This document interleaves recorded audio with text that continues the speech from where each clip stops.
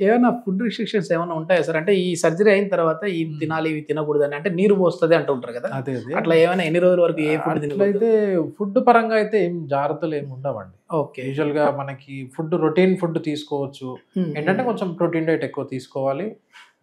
పప్పు తినొద్దు, పల్లీలు తినొద్దు అని అంటుంటారు కానీ వస్తదంటారు కదా సార్? అట్లేమీ ఉండదు. ఓకే. అవి ప్రోటీన్సే కాబట్టి మనకి ఏదన్నా గాయం మానడానికి హెల్ప్ అవుతాయి. ఓకే. ఫుడ్ రెస్ట్రిక్షన్స్ అయితే ఏమీ ఉండవు. ఎనీ సర్జరీకి పప్పులు తినొచ్చు అయితే. పప్పు తినొచ్చు.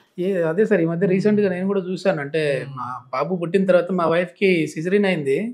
అక్కడ నెక్స్ట్ డేనే మంచిగా పల్లీల చట్నీతో చేసిన ఈ ఉప్మా అదే విధంగా అదే చేశారు. పల్లీల చట్నీ ఏంది మేడం అంటే, ఏం సార్ మీరు కూడా ఈ ఫీల్డ్ లో ఉండే అని అడుగుతా ఉన్నారు. అంటే లేదు పెద్దలు చెప్తా ఉంటారు కదా ఇంట్లో, సో సీమ్ వస్తుంది అని చెప్పేసి. అయితే అదంతా ఏముండదు, మంచి ప్రోటీన్ పప్పు ప్రోటీన్. సో పప్పు నిర్భయంగా మంచిగా.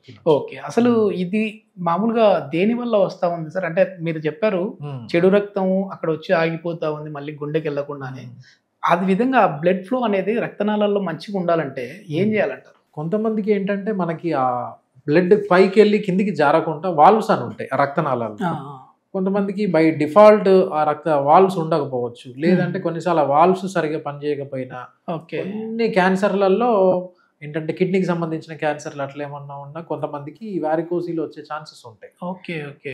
లేదు అంటే బాగా ఎక్కువ బరువు పనులు చేసేవాళ్ళు, ఎక్సెసివ్ ఫిజికల్ యాక్టివిటీ చేసే వాళ్ళకి వచ్చే అవకాశాలు ఎక్కువ ఉంటాయి. ఓకే. ఉన్నట్టుండి వెయిట్ అట్లా బాగా బరువు అది కూడా వన్ ఆఫ్ ది రీజన్.